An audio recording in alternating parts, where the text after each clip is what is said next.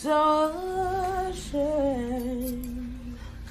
Come home with me tonight. I don't really know the words. This too is a song, but I promise you I can sing alright. Oh.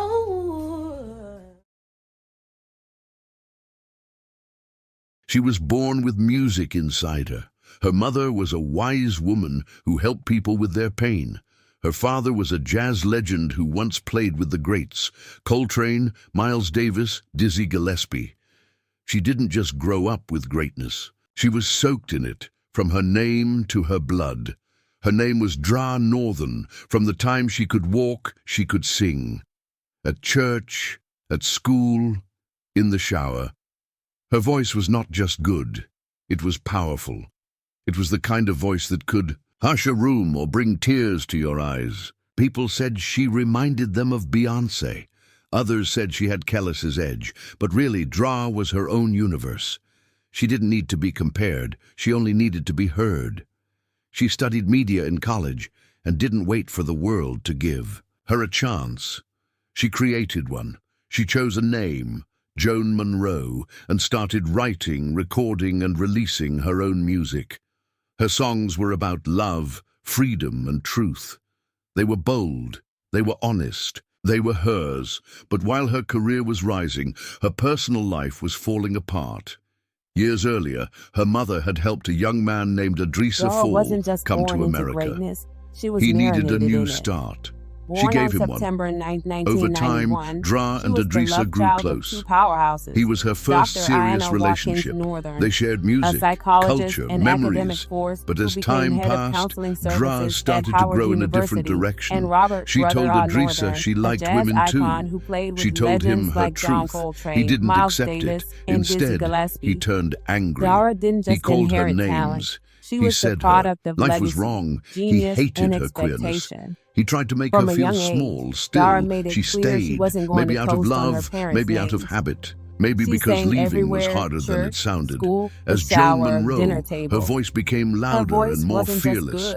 But at home, the silence was heavy. Idrissa didn't support her. He didn't celebrate her. He only tried to control her. And slowly, then the control turned into danger. Her father passed away. Her heart broke. Idrissa offered no comfort. The house was full of grief and tension. It was no longer a home. By the summer of 2021, Dra had had enough. She couldn't push Idrissa out, so her mother did. He was told to leave. And for the first time in a long while, Dra felt light again. She was ready to breathe, to live, to be free. She planned a night out with her new girlfriend. Her best friend came to pick her up. She stepped outside, dressed in joy. Idrissa was waiting. He grabbed her arm. She pulled away. She got in the car. Moment passed, then a shot, a bullet through the window into her eye. Her head fell forward, her body went still. I know you like me, Drove yeah, you want to fight it. Get upside it, yeah, I know you want me, yeah, you want to try it. Get up behind it, you want silence, yeah, I'm touch show up, oh yeah, I'm about to show up, yeah. I see you watching me, take all your clothes off, keep your eyes on me. It ain't stopping me. Dra was declared brain dead. Later, Idrissa called. Not to say sorry. She wasn't hiding anymore. Not to confess. Joan Monroe was but stepping to ask out, for money. and people were paying attention. He admitted what he did. Her fan base He still grew. didn't turn Her himself confidence in. ballooned. But this But wasn't while the her sound was soaring, past. her personal The neighbors life had was cameras. sinking. Footage showed what happened. Enter Idrissa He was Fall. arrested 2 weeks In the later. mid-2010s, The trial her came mother, years with later. a heart for Witnesses Pan-African spoke. activism, Dra's friend, sponsored him to her come mother, to America. the officers. The It was jury supposed listened, to be a fresh and start. in the end, Instead, they found him he guilty became a on slow-burning all charges. disaster. First-degree murder, Sadly, gun possession, Dara all of it. fell for He him. was sentenced to 50 years. In court, Dra's mother stood and said she would never hold her daughter again, never kiss her forehead, never meet her grandchildren.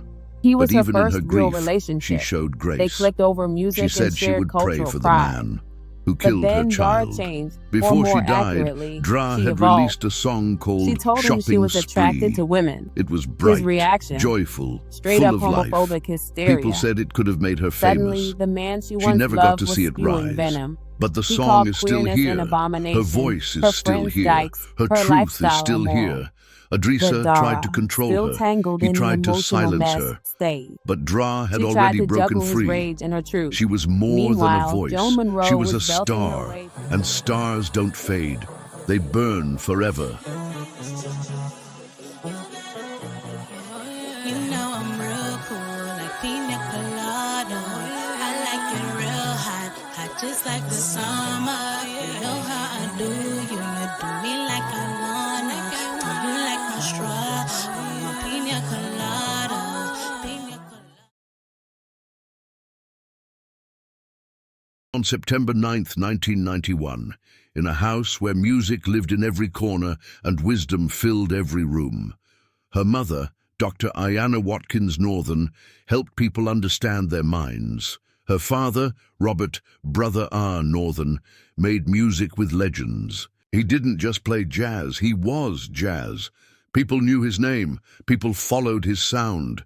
Dra was born into a world of greatness, shaped by knowledge, rhythm, and legacy. But she didn't just sit in her parents' shadow. From the start, she stood in her own light. She sang everywhere, at church, in the kitchen, while walking down the street. Her voice wasn't just nice. It was deep and full, like velvet soaked in sunlight. When people heard her sing, they stopped what they were doing. It was the kind of voice that stayed with you. In 2013, she graduated with a degree in mass media, but school didn't define her. She had already chosen who she wanted to be. She became Joan Monroe, a new name, a louder voice, a bigger truth. She didn't wait for a record label. She made her own path. She wrote her own songs. She blended pop, R&B, and soul with the stories she carried in her heart. Her music was full of love, full of pain, full of honesty. She didn't hide who she was. She didn't whisper. She stood tall in her queerness, in her pride, in her truth. And for the first time, she wasn't just surviving. She was finally free. Fame brought her attention. It brought her fans. But it didn't protect her. And it didn't make life easier. Behind closed doors, in the mid-2010s, Dra's mother offered kindness to someone in need. A young man from Senegal, Idrissa Fall, needed a new beginning in the U.S., and she helped him find it. At first, he seemed gentle, soft-spoken, grateful. He was polite, respectful, and quiet in the way that made people feel safe around him. Over time, Dra got close to him. They shared music. They shared stories of where they came from. They shared dreams. He was her first real relationship, and for a little while it felt warm, familiar, maybe even safe. But Dra had something to share, something important. She told him the truth about herself, that she was attracted to women, that she wasn't going to hide it anymore. That truth changed everything. The boy who had once smiled now scowled. His words turned sharp, cold. He said her life was wrong. He called her friends names. He told her she was disgusting. His love had limits, and her truth had crossed them. Still, she stayed. Not because she didn't know better, but because feelings are messy, because hope doesn't die easily, because walking away from someone you once loved is not simple. She stayed, caught in the space between fear and loyalty, between her truth and his control, between who she really was and who he demanded she pretend to be. Even as her personal life cracked, Joan Monroe kept rising. The music didn't stop. It only got louder, braver, freer. Her songs were no longer just love notes. They were declarations, celebrations. Her lyrics spoke boldly of who she was and who she refused to hide. Her single, Pina Colada, became a summertime pulse. It was playful and proud. It danced with joy and flirted with truth. The video was bright, sensual, full of confidence. It told the world she had arrived, but what people saw on stage was not what she lived at home. At home, the light dimmed. By 2020, Idrissa was no longer just her ex-boyfriend. He was living in her family's home. Her father, her hero, her guide, the man whose jazz gave her her wings, was dying. Robert Northern's health was fading fast, and when he passed, Dara broke inside. She mourned in public with grace. She posted tributes. She honored him with words and music. But inside their home, grief had no space. Idrissa didn't hold her. He didn't listen. He didn't care. He resented her sadness. He hated her joy. Every birthday passed without a gift. Every moment of success met with silence. There was no more tenderness, only control, only coldness. A home once full of music now echoed with bitterness. By the summer of 2021, something inside Dara had changed. She was tired of the silence, tired of the cold, tired of being trapped in a space that no longer held love. She had nothing left to give him. Not her time, not her spirit, not her peace. But walking away from someone who refuses to leave isn't always easy. She couldn't do it alone, so her mother did it for her. Idrissa was told to pack his things and leave. And for the first time in a long time, Dara could breathe. July 18th, 2021 was supposed to be a new beginning. She was going out with her new girlfriend. Her best friend pulled up to the house to pick her up. Dara walked out the front door like the woman she always was, confident, glowing, bold, a crop top, boots, a smile that said, "I'm finally free," but freedom comes with shadows. And one of those shadows was waiting for her outside. Idrissa stood there, quiet but boiling. He grabbed her arm. She pulled back. His voice was sharp, full of hate. He spat out a slur, angry at her joy, at her queerness, at her courage. She didn't stop. She got into the car. Her friend greeted him like it was any other day, but his face twisted. His voice was full of venom. "Don't say my name," he snapped. Then came the sound. One shot, one piece of lead, one moment that tore through the glass window and into her eye. Her body folded forward. The car was still running. Her life wasn't. She died before the night even began. The sound of the gunshot cracked through the quiet. Inside the house, Dara's mother froze. She knew that sound. It wasn't fireworks. It wasn't a car. It was something final. She picked up her phone and called her daughter. No answer. She called Idrissa. Still nothing.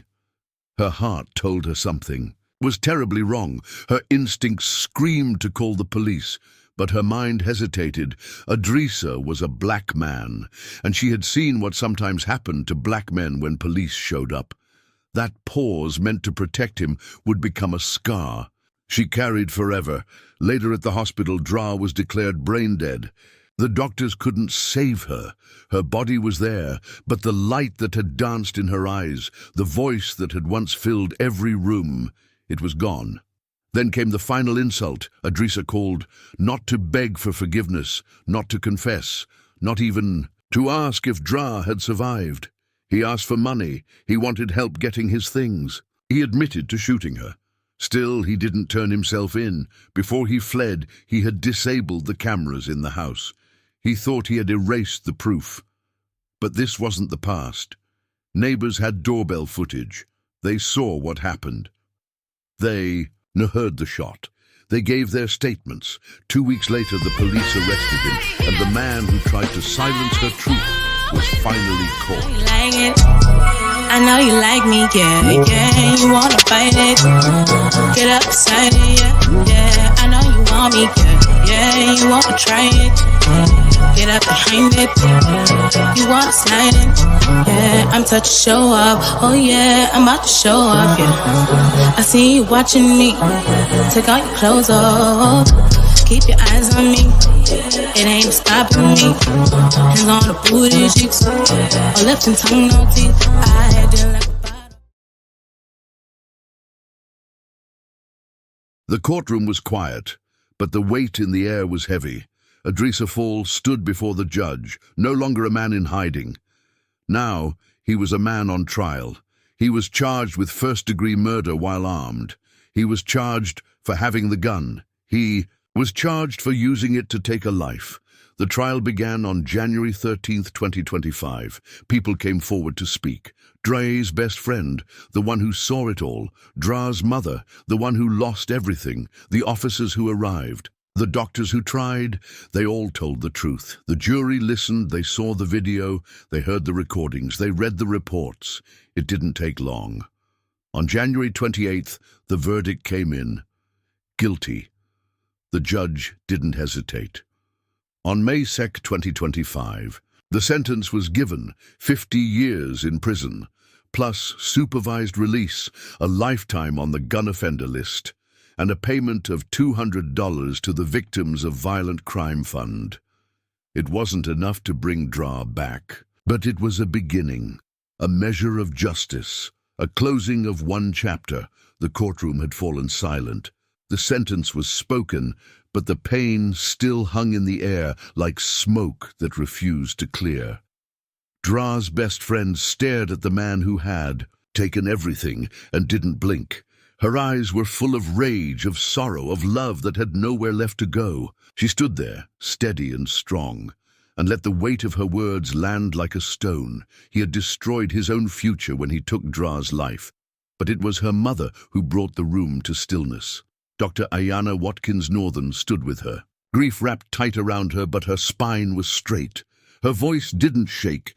It flowed like a quiet storm. She spoke not just as a mother, but as someone who had lost the light of her life and still found a way to speak with grace. She said she would never kiss her daughter's forehead again, never hold her grandchildren, never feel that joy again.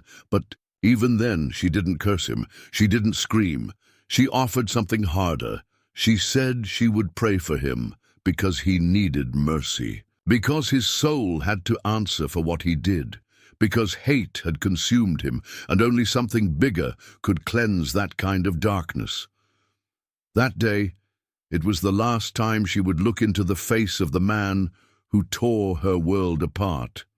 And she did it with dignity, with heartbreak, and with power. Before her final breath, Dara gave the world one more piece of herself. She released a song called Shopping Spree. It was bright. It was bold. It sparkled with the kind of joy that refused to shrink. The beat was playful. The lyrics were flirtatious. It was full of color, sass, and pride. It was her. The track had all the makings of a hit. People said it could have taken her to the top. It was the sound of a woman who had finally found her freedom, who was ready to live out loud with no apologies. But she never got to see it rise. She never got to feel the world singing her words. Back to her, she never got the applause, but even in death her voice still echoes through her music, through her story, through the truth she never stopped telling. Because while a bullet can silence a body, it can't silence a soul that's already broken free. Dara Northern wasn't just a singer. She wasn't just a name on a playlist or a voice behind a mic. She was movement, she was truth. She was a fire that lit up every room she entered. Black, queer, brilliant, brave. She walked through the world with her head high, even when people tried to pull her down. And in the end, she paid for that courage with her life. But her story should not end with sorrow. It should rise with purpose. Let her life remind us to protect those who choose to live honestly, to love without fear, to be who they are, even when the world tries to shrink them. And if you or someone you know is caught in a home that feels unsafe, in a love that feels like fear, don't wait. Visit thehotline.org or call 1-800-799-SAFE. Help is real. Safety is possible. Let Dara's name be more than a memory. Let it be a reason we fight harder.